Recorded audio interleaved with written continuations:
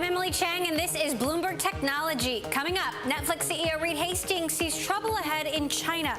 We'll break down his comments that sent shares plunging. Plus, a comment from Oracle puts its $9 billion deal in doubt. What does it mean for the future of NetSuite? And the U.S. officially points the finger at Russia for hackings meant to meddle with the presidential election. We'll wrap the week in cybersecurity with the CEO of Cloudflare. But first, to our lead. The CEO of Netflix admits the company's entry into China doesn't look likely. Reed Hastings told the audience at the New Yorker Tech Fest, saying, quote, Disney, who is very good in China, had their movie service shut down. Apple, who is very good in China, had their movie service closed down. It doesn't look good. These comments came during a volatile week for the stock. Shares recovered from a 5% dip in early trading Friday. On Thursday, they'd slid over 8% on concerns that Hastings would have trouble replicating his U.S. success throughout the world. And Tuesday, shares popped on speculation the company is a takeover target. Joining us now from L.A., Bloomberg's Chris Palmieri. So, Chris, first of all, let's talk about these comments about China. How significant are they? How much of an impact will this have on the company? It's significant. I mean, China was the last big market that Netflix had in its quest for global domination of the online TV business. And so to see the CEO say it's not going to happen anytime soon is a disappointment. But in some degree, as he noted, you know, a lot of other companies have been shut out of that market as well. So it's not exactly totally unexpected. Exactly. I mean, so many U.S. technology companies have tried and failed. In China, you have some media companies having some success there. But, you know, to what then do you attribute the volatility in the stock? Well, I mean, Netflix is the darling of the media business these days. I mean, it's a $45 billion market cap company. To put that in perspective, that's the same as 21st Century Fox. It's almost as big as Time Warner. So there's a lot of hope and anticipation built into that stock, and anything that's a disappointment sends it up or down pretty quickly. Do you think Netflix is a takeover target? You know, we saw those rumors earlier this week. We worked really hard to see if there was any truth to it, and we haven't found anything. It would just be such a tough pill for anybody to swallow. I mean, it's a price-earnings ratio of over 300 times. You know, the S&P 500 is about 20 times. So any company that's going to buy them is going to have to give up a lot of equity to make that happen. And there's still, you know, Netflix playing a very long-term game, spending billions of dollars on original content, and we don't know yet if it will pay off. I mean, is there any progress on the sustainability of the overall business model? Well, Reed Hastings has made clear that his view is that, you know, he is going to get as many subscribers through this big push into premium content and roll it out all around the world, and he's willing to sacrifice short-term earnings to accomplish that. And so far, mostly, he's been accomplishing it. His goals, the subscriber counts are phenomenal, and everybody in the media business is trying to figure out Time Warner, CBS, Disney, some sort of monthly subscription online video option that looks like it's going to replace the cable TV package. Now, something else that came up at this New Yorker conference, it sounds a little bit like he's picking a fight with theater owners. What do you make of that? Well, this is another dynamic with Netflix. They want to invest in movies, and they want to win Oscars. And in order to do that, you have to have a movie released in theaters. So they cut a deal this week with a small luxury theater chain called iPix, and that would allow them to put their movies in theaters and simultaneously put it up on the Netflix streaming service. The theater owners don't like this. They've lived by this exclusive window that they have where movies are just shown in theaters, and if you want to see them, you got to get out of your house and pay. So this is an ongoing fight, and but like all disruptors, Netflix seems to be winning. All right, Chris Palmieri, our Bloomberg News LA Bureau Chief. Thanks so much, Chris, for weighing in there. We'll keep our eye on the stock. Oracle's final extension for approval of the NetSuite deal. Shareholders now have until November 4th to approve the acquisition. Shares of NetSuite dipped as much as 5% in trading, the extension coming after only receiving less than a quarter of the shares necessary to close the $9.3 billion deal. NetSuite's largest shareholder, T. Rowe Price, has expressed concern that Oracle's offer of $109 a share undervalues the company. This according to reports. Joining us now from New York, Mandeep Singh of Bloomberg Intelligence. So, Mandeep, what do you make of the fact that shareholders just don't seem to be on board yet? Yeah, Emily, so in this case, what you're seeing now is T. Rowe basically trying to get a higher price for NetSuite. And the reason is the recent deals, if you see Microsoft, LinkedIn, Salesforce, Demandware, these were approximately 10 times sales. So I don't see how you can, pay a higher price. And who is going to pay it? So the shareholders are demanding it, but there is no other likely bidder who's going to bid greater than 10 times sales for NetSuite. And the breakup clause in this case, NetSuite will end up paying $300 million if the deal doesn't go through. So if you look at their standalone prospects as an independent company, I mean, they are growing 30%. I don't see how it's going to be a better off thing for NetSuite if this deal falls apart, and given there is an unlikely bidder apart from Oracle. So what would you say the likelihood is at this point of this actually happening? So I think given Larry Ellison has a 47% stake and insiders have a 5% stake, and they did put in a clause that they require the deal to be approved by majority of stakeholders outside of these two stakes. So I think what Larry has to do, or someone from Oracle's board, has to really kind of basically negotiate the terms. Probably, maybe there could be a slight increment in the deal value given, if you look historically, SAP paid 11 times for Concur. They paid, 11 times for Success Factors, which was done in 2011. So maybe there is room to kind of, increase the deal by maybe a few millions, few hundred million. So that is a likely option that the Oracle's board can negotiate at this point. But other than that, I don't see any other option for NetSuite. There is not going to be a Microsoft or an IBM bidding for NetSuite. That's very unlikely. And on the Oracle side, if this doesn't happen, how bad would it be for them? They currently generate 10%, a little less than 10% of their overall revenues from cloud, and more than 50% of their revenues from acquisitions. So if this deal falls apart, that kind of puts them behind. They are already behind in cloud revenue. So they kind of need NetSuite to prop up that cloud revenue. And so they will have to find something else to buy, or I don't see them, growing that fast organically. So it's kind of a win-win for both of them, but it's really about the price. And at this point, I think someone from Oracle's board, who is negotiating the deal, really needs to come into play here. All right, Mandeep Singh of Bloomberg Intelligence. We'll see what happens next week. Well, Microsoft is holding an event in New York, October 26, to unveil its plans for Windows 10. The operating system is at the heart of CEO Satya Nadella's vision of building an ecosystem of cloud-based services and devices that work together, much the same way that Apple and Google's products do. Microsoft initially wanted to install Windows 10 on 1 billion devices by 2018, but the company recently admitted it'll take longer to reach that goal. Coming up, the U.S. accuses Russia of interfering with its elections. This just days after Yahoo's email scanning program came to light. We'll talk cybersecurity with the CEO of Cloudflare, Matthew Prince, next. And later this hour, we'll sit down with a VC who turned a $10 million investment into $1 billion thanks to a splashy software IPO. Ravi Mehta of Lightspeed Venture Partners is our guest. This is Bloomberg.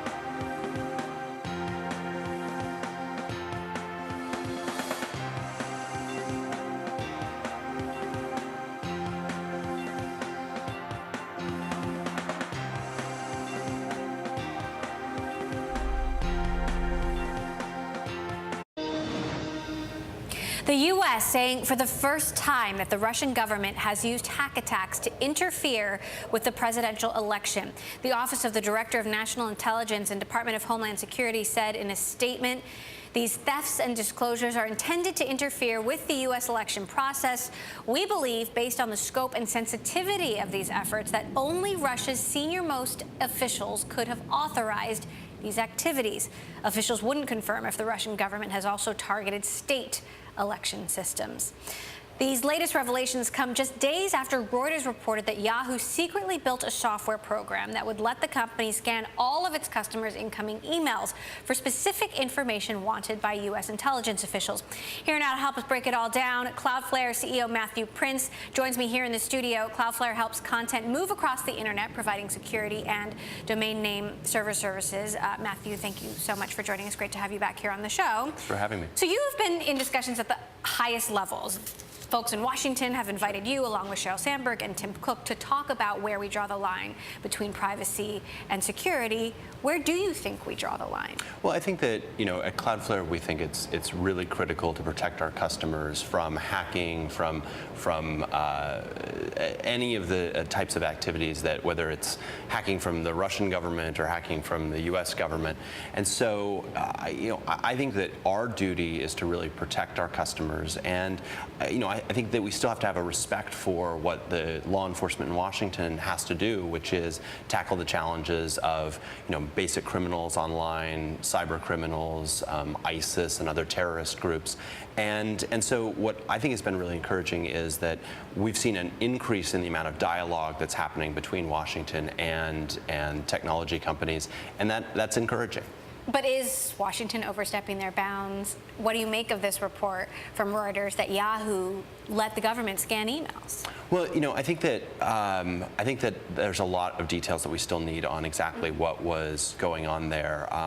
What we see is, by and large, that there is an attempt to actually have a dialogue between Washington and technology companies. But every once in a while, there are law enforcement requests that companies like Cloudflare or Google or Facebook or others get, which do seem to overstep that. And I think that one of the duties that we have as the private sector is to actually hold the government accountable to that. And we've done that in our business. And I think that Google and others have done that and should continue to fight for our users. From what you've heard, do you question the way that Yahoo reportedly handled this?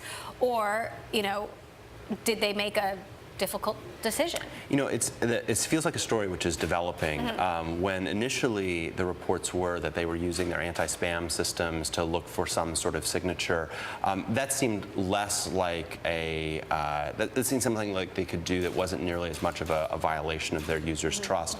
The stories that started to come out this afternoon that maybe it was actually a rootkit that was gone in to compromise the actual Yahoo servers, that does feel like it's something that has gone beyond the pale. But what I think is really important is that companies are just extremely transparent, that they disclose what they're doing, that they make their users aware of what's going on, and these types of clandestine efforts behind the scenes almost always seem to get exposed. The consequences are significant. In Yahoo's case, this combined with the hacking incident sounds like it might decrease their value by over $1 billion if Verizon gets their way. Right.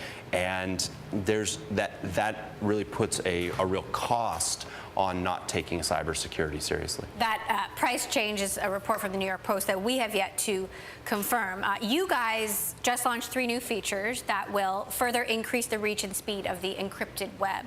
And this is part of your broader mission, and I wonder how much of the web should be encrypted. And is there a danger that bad actors could take advantage of that? Well, I think all of the web should be encrypted. And as content is flowing across the network, you shouldn't have people who are running those networks be able to get in and interfere with that content, whether that's someone who's trying to steal your credit card information sitting next to you in a coffee shop, whether that's your cable company that wants to market advertising to you, whether that's the National Security Agency. As content passes across the network, I guess we see it as we're sort of crypto absolutists, where the entire internet should be encrypted. And what's important is that the next standards for the internet all start from a basis of encryption. And so I think it's inevitable that we're headed in a direction of a more and more encrypted internet. And at Cloudflare, we're really proud of what we've done to bring encryption to the masses. And by the way, you're hearing the Blue Angels fly over the studio here. It's Fleet Week in San Francisco. How much of the web is encrypted right now? And what would it take to encrypt the entire web? Well, so at Cloudflare, we see about 10% of all internet requests, and we made it 2 years ago so that every single one of those requests could be actually over an encrypted connection. Now, not everyone takes advantage of that, but we see more and more and more of our customers taking advantage of that. I think one of the biggest challenges is that oftentimes, especially organizations that are based on advertising, so Bloomberg, the New York Times, the Washington Post, Wired, have written about how difficult it is, because a website isn't just something that you control yourself. Third-party resources come in from advertisers and other places. And so that's one of the things at Cloudflare that we did, was we said, how can we solve that problem? How can we make it so that even if there are resources that are loaded from other places, that we will not have potentially unencrypted content mixed with encrypted content? And we think that our role is to make that as easy as possible, and that what encryption really needs is, we've done it a lot with the math, but we need to do a lot more with the UI of making it really easy and really affordable. So what's your take on this report that the U.S. government coming out and saying, now we know that Russia hacked the U.S. election, and only the top-most officials in Russia could have authorized this? I don't have access to all of the intelligence that the U.S. government has, but I'm often skeptical of some of these reports of attribution to nation-state actors. Really? Yeah, I think that sometimes that happens, but a lot of times there's a blurred line between a patriotic hacker who might be a 15-year-old kid acting on their own behalf, and a real state-sponsored activity that is sanctioned. I think we've seen a little bit more of that out of China in particular, where there have been reports on the government supporting specific hacking groups.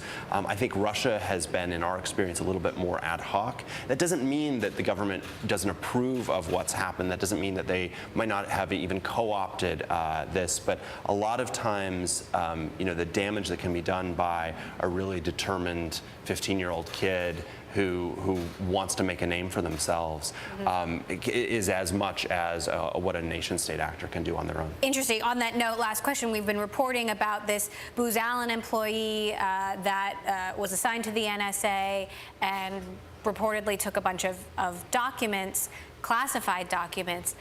It's curious to me that an employee is even able to do that in this day and age, especially post-Snowden. Well, Snowden was a Booz Allen employee as well. Exactly. So you would think that the NSA would be more careful, right? It's tricky, though. I mean, if you have a document, at some point it has to be on a screen, and you can take a picture of the screen, and how you control access to that information is a real challenge. And I think while there are a lot of threats that companies worry about from outside, you should pay equal attention to the security threats from insiders as well. And so internally at Cloudflare, we've designed a number of systems to make sure that you have to have two-man rules, that you have to have multiple people approve changes. And I think that's something that we had the luxury of doing, because we got to start in the last 6 years, where if you're at Booz Allen, if you're at the NSA, if you're at these organizations that have been around a lot longer and have a lot larger scale, that risk is ever present, and I don't think it's going to go away. All right, interesting. Matthew Prince, CEO of Cloudflare, thanks so much for joining us and breaking down some of these very complicated topics. I appreciate it. Coming up, pressure is mounting on Germany's most famous startup factory to churn out another hit. We'll head to Berlin for a look at what's going on at Rocket Internet next. This is Bloomberg.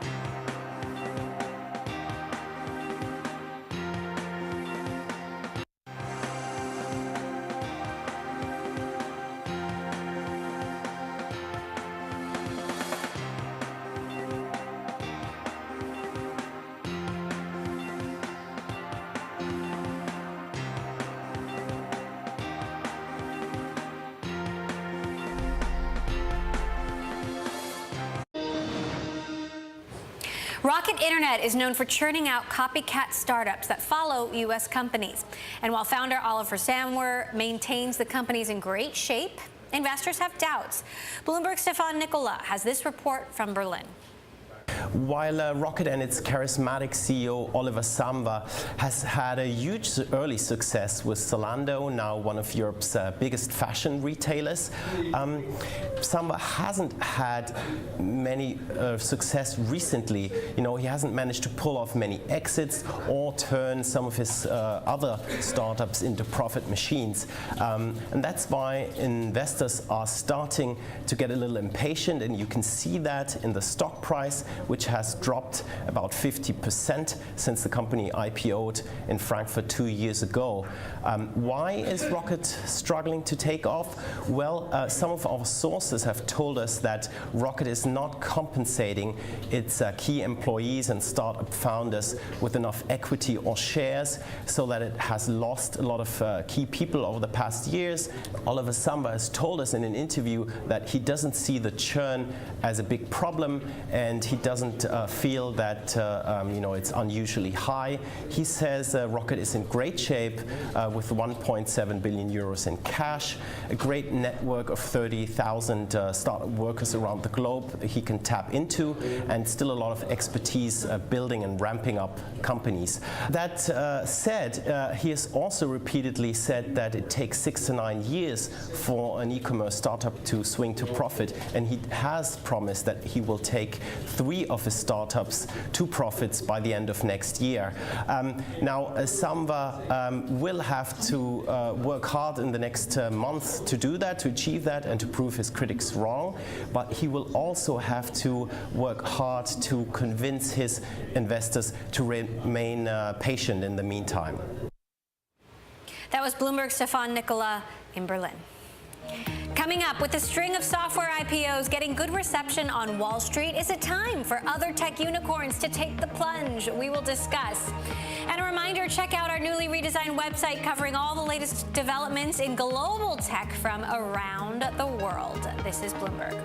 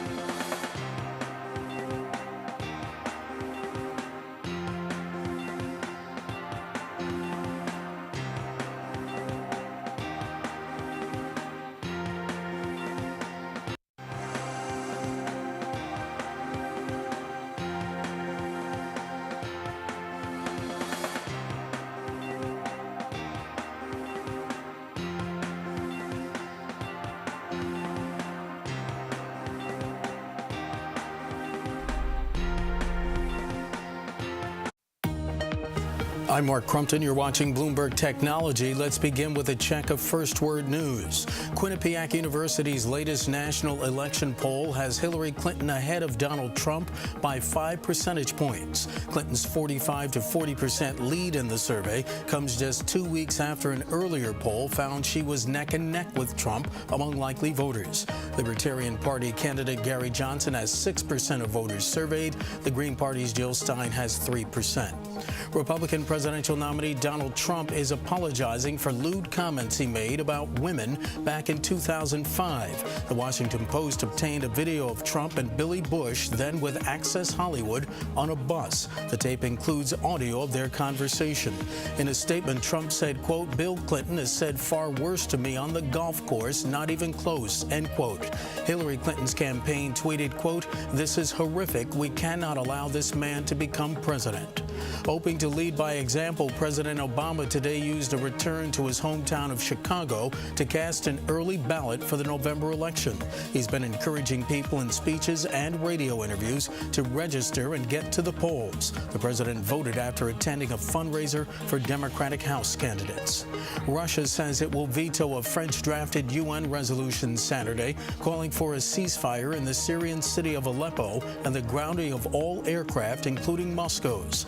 Russian Ambassador Vitaly Churkin said it's, quote, "unprecedented the Security Council would ask a permanent member to limit its activities."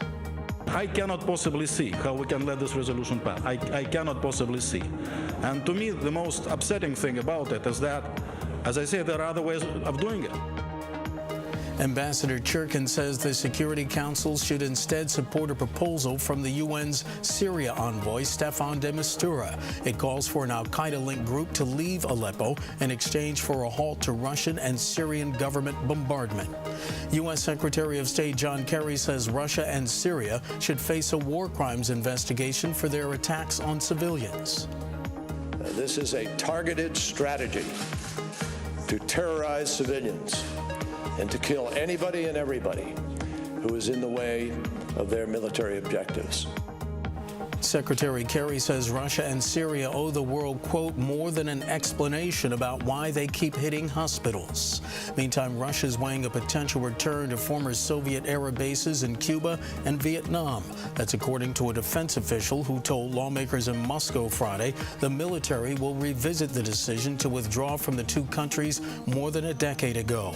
And U.S. Marines are in Haiti to assist in humanitarian efforts in the wake of Hurricane Matthew. They're from Joint Task Force Matthew from the Southern Command. I'm Mark Crumpton.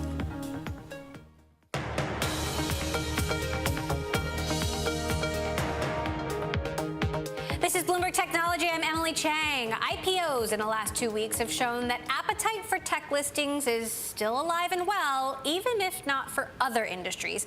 This week, software maker Coupa surged more than 100% in its trading debut.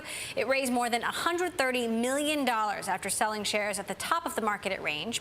Last week, we saw a similar story from another software maker, Nutanix. It also more than doubled in its trading debut, raising $238 million. Our next guest led that company's first institutional investment. Ravi Matre from Lightspeed Venture Partners joins me now here in the studio for more on tech funding and both the public and private markets. And I have to say it first off, you wrote a $10 million check, which likely will lead to a $1 billion payoff. So it was a great week for you. What do you think the positive reception to Nutanix means for IPOs more broadly, tech IPOs more broadly? Yeah, I think that really Nutanix and Coupa, these companies are ones that have built really strong businesses.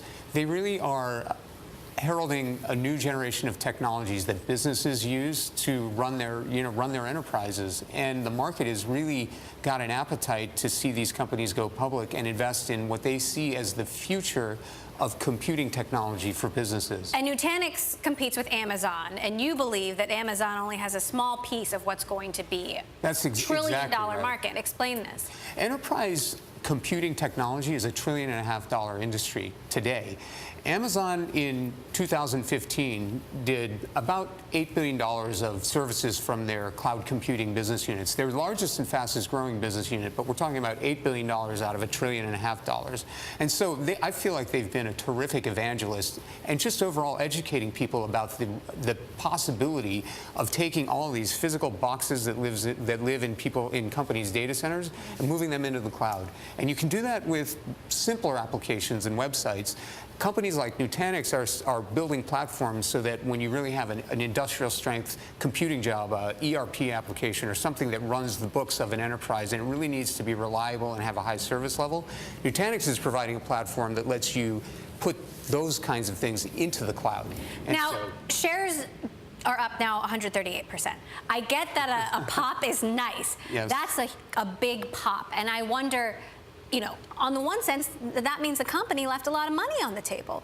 On the other sense, you know, did bankers and investors not tell the right story and get the right story? Did they not understand that this was going to happen? What do you make of that? Well, I think that's a great question. Usually when we take a company into the market, we like to think about what a reasonable value will be that investors would say based on the current revenues and current margins of the company in a normalized environment is a value that makes sense. And so we use a lot of those metrics along with our banking partners to figure out where to price an IPO. I think what you're seeing in a case of a company like Nutanix, and as you said before, there's been relatively few offerings. There's such enthusiasm for these companies that represent the future of computing for businesses that every once in a while you'll have this phenomenon where a company's narrative is really strong. There's a lot of investor excitement. There just aren't that many other ways that an investor in the public markets can get access to companies that represent this tectonic shift. And so you see sort of prices run up in the way they have for a company like Nutanix. It's shaping up to be an exciting year for you. You've got a couple of other companies potentially in the pipeline, AppDynamics, MuleSoft. Do you see them going out this year? And what do you see for tech IPOs more broadly? Do you think the success of Nutanix and Coupa will get more companies out of the gate? Yeah, I think that's a great observation. I do think these companies are a catalyst and really a wake-up call that let public investors know that this wave of companies that bring the next generation of computing to the enterprise are, they're getting to a point of maturity where there's real revenues, there's real customers, and they're at a size where the public markets can invest in them. And so, yeah, I think they've broken the ice. And AppDynamics, MuleSoft are also companies that have very substantial businesses in the hundreds of millions and are growing and will likely tap into the public markets, given what we've seen either later this year or early next year. Do you think the political environment is the uncertainty around the election, is that holding anyone back at this point? To date, it hasn't. We are watching it closely. There's always a possibility that market conditions could change, but if I could predict that, I might be in a different business and not in venture capital. You've also got another big windfall potentially coming next year. We've reported that Snapchat is looking to go public or file paperwork as early as March of next year. I know you can't speak specifically to the timing, but Lightspeed was the first institutional investor in Snapchat. What do you think about the potential of this company? It seems a little bit early. Obviously, it's the cool thing right now, but why now and how big can it get? We're super excited about Snapchat, obviously, given that we were the original investor. We think Evan he's a genius when it comes to thinking about new products that really resonate with a consumer audience. The way we think about the potential for Snapchat, it really is a platform, a medium that lets people communicate and tell stories with pictures and videos, and that's been something that really there hasn't been a native platform on mobile that does that well before. And so what we're seeing is the younger generations are using it voraciously, and it's really sort of spreading. We think that it's a phenomenon that could be as big as some of the other social media platforms that have succeeded on a grand scale. I think in the long term, there's no reason why the market potential for what Snapchat does couldn't be as big as Facebook's. And one last question. VCs have raised a record amount of money. You guys have two funds. You raised two new funds this year, totaling $1.2 billion. Again, those are the Blue Angels practicing over our studio. Investors, though, have had trouble finding good companies to back. The belt has been tighter. Do you think that the optimism that we're seeing around tech in the public markets will loosen the belt a little? Are you seeing good things out there again? Yeah, that's a point that we talk about a lot inside our partnership. At the early stage, which is where Lightspeed typically gets involved, we're usually identifying founders, like the founders of Nutanix 7 years ago, when it's a handful of people and an idea for how to change an industry. There's a steady stream of those ideas. We're super excited. We think that we call it the innovation cycle. The aperture for technology to affect and change industries is bigger than it's ever been before. I mean, that can be taxis with Uber. It can be the cloud with Nutanix. It can be, you know, Snapchat for people taking videos and images on your smartphone. It's a huge opportunity set. So the early stage market, it continues to be strong. I think what we're feeling about the later stage markets is that there's been a slowdown in some of the investment activity. There has been a lot of capital that has come in. I think they see that, you know, companies like a Nutanix or a Coupa can go public, and that creates a lot of enthusiasm where people want to get returns in the technology sector.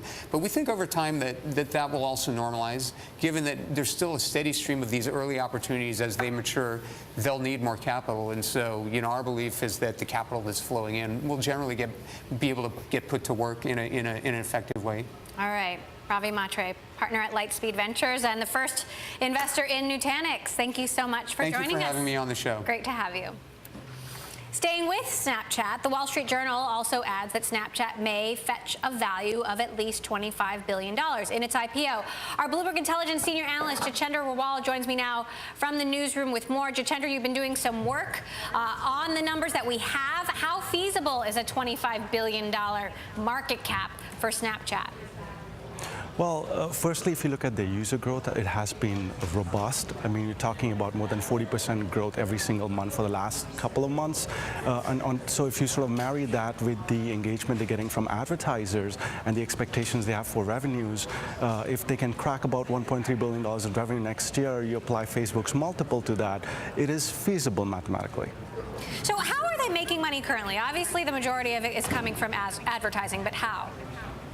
So one is the conventional. You have video ads and the vertical video ads and stories and henceforth. The other is like you have lenses and geo filters. I mean, that's where the strength is emerging to be really location-based advertising, because people are using Snapchat, you know, almost all the time. Like, and if you could sort of marry that location-based strength to a local business spending, so that's a strength that they can explore, especially when it comes to the youth. Ravi Matre of Lightspeed, one of the earliest institutional investor in Snapchat, just said he thinks it could be as big as Facebook. Would you agree? Well, it'll take them to attract older cohorts on the platform. Right now, you have 60% of the audience less than 25 years old, and the engagement is pretty strong in that segment. But we are yet to see how they're going to get the rest of the community on board. So it'll depend on that, really. But if they are able to just focus on their strengths, then they can potentially become the de facto standard for brand advertising for the youth. Interesting. All right, Jitendra Rawal, our Bloomberg Intelligence analyst. Thank you so much, Jitendra, for breaking it down. Coming up, we'll take a look at the top tech news of the week, including the latest on Samsung and Twitter. This is Bloomberg.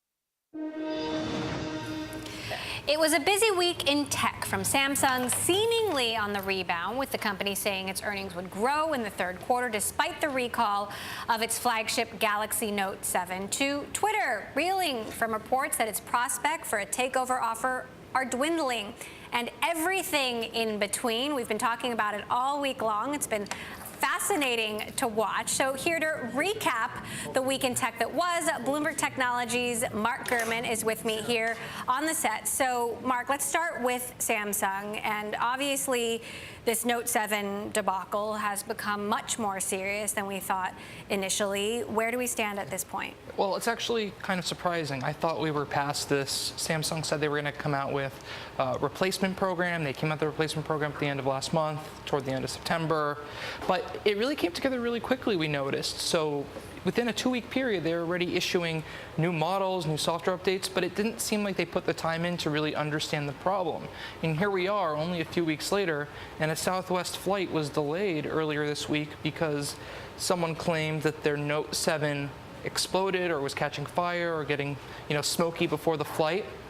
But the wrinkle there is that this is one of the replacement units. So it's...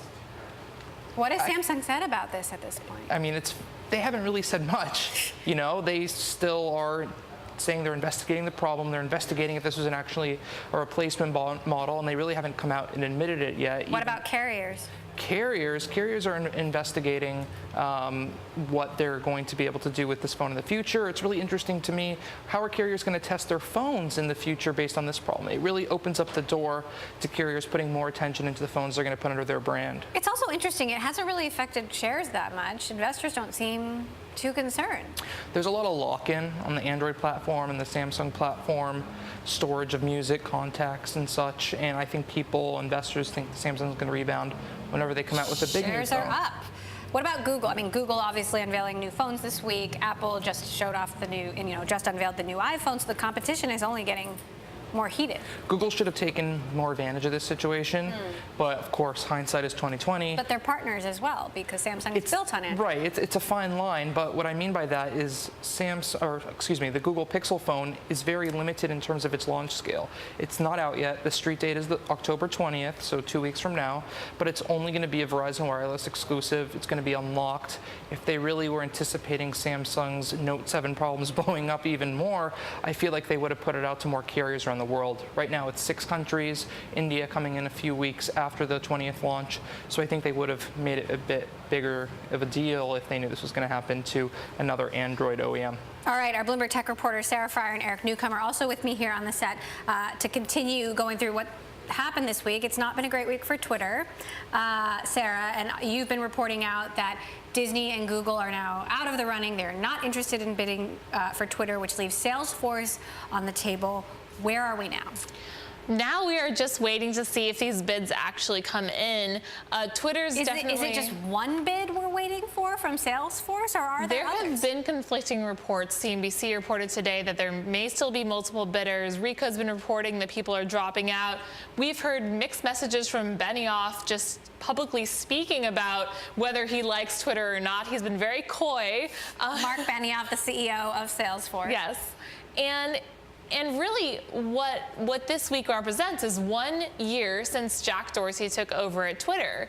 And it seems that he's losing a lot of control over the future of the company. His board wants to explore a sale. He wants to figure out these live streaming deals. But meanwhile, quarter after quarter, Twitter just hasn't shown growth. Does this work in Jack's favor then? Because he, at least as we understand it, we believe he does not want to sell the company, correct? Absolutely. He would prefer to have more time to prove himself, of course, but if Twitter doesn't get a bid, then does Wall Street get less confident in their future? Do they start trading down the stock? Then maybe in the future, Twitter gets acquired for a lower price. So that doesn't look good either. They have to kind of balance all the options here, and some of these bidders that say they're not bidding now or imply they're not bidding now, maybe we'll see them come back later. Right. All right. Well, these stories and much more are highlighted in Bloomberg Technology's new newsletter, Fully Charged, where our tech reporters provide analysis and perspective on the business of technology. Eric, you wrote this week's edition of the newsletter. Yes. Always love hearing your more opinionated thoughts. But talk to us a little about what we can expect. I know, in this particular version of the newsletter, you asked influencers out there for a single number that tells a story of the future. Yeah, it's called Fully Charged. Right now we're doing it twice a week. I'm bringing it home every Friday, sort of give us a wrap up, and like you said, sort of get a reporter's look at, I cover a lot of Uber, Lyft, Airbnb, so sometimes it's inside those companies, sometimes other companies. And this time we're looking, I talked to a bunch of, Doug Leone at Sequoia and a lot of insiders about what they thought the next decade might look like. For example, you've got a quote from Sam Altman, president of Y Combinator, saying, "For the past 10 years, the federal funds rate has been around 0%. None of us have any experience to draw on for what this means long term." Yeah, I mean, there's been a lot of cheap money in Silicon Valley, so I think everybody here is willing to admit that and wonders what the future will look like going forward. Bill McGlashan of TPG, "People are about to be born who will live until they are 150 years old. Wow, that's good for my kids, with a reasonable quality of life. Shifting the way we think about staying healthy, wealthy, and entertained. Demography is destiny." I love this one because Bill's like a financial dude. He's not one of the crazy tech futurists here. But it's just sort of the realization that if people live longer, how do we think about the companies we invest in, and how do we strategize in terms of what's valuable? And so I think it was interesting. And lastly, Leah Buskey, founder of TaskRabbit, saying, "Today, 34% of the U.S. workforce is made up of freelancers. The future of work is changing, and new technologies are being leveraged to support this new and flexible workforce." Regulations get changed. Yeah, all the answers were surprisingly attuned to the labor changes in the United States and how that was affecting, business, and also just the human beings that technology is affecting. And obviously Uber's built on the independent contractors, and Leah Busk's old company, TaskRabbit. So I think that's something we're all watching. All right. Well, you can sign up for the new newsletter, Fully Charged, on our new website, Bloomberg Technology. See the stories of all of these great reporters and the musings of Eric Newcomer. Thank you all, and happy Friday. Thank you. All right. Now, Bloomberg's in-depth coverage of the 2016 presidential debates continues Sunday night with the second official showdown between candidates Donald Trump and Hillary Clinton in St. Louis. Bloomberg's John Heilman and Mark Halperin of With All Due Respect kick off special coverage 8:30 p.m. New York time. Join us on Bloomberg Television, radio, and streaming on Twitter. Just follow @BPolitics. This is Bloomberg.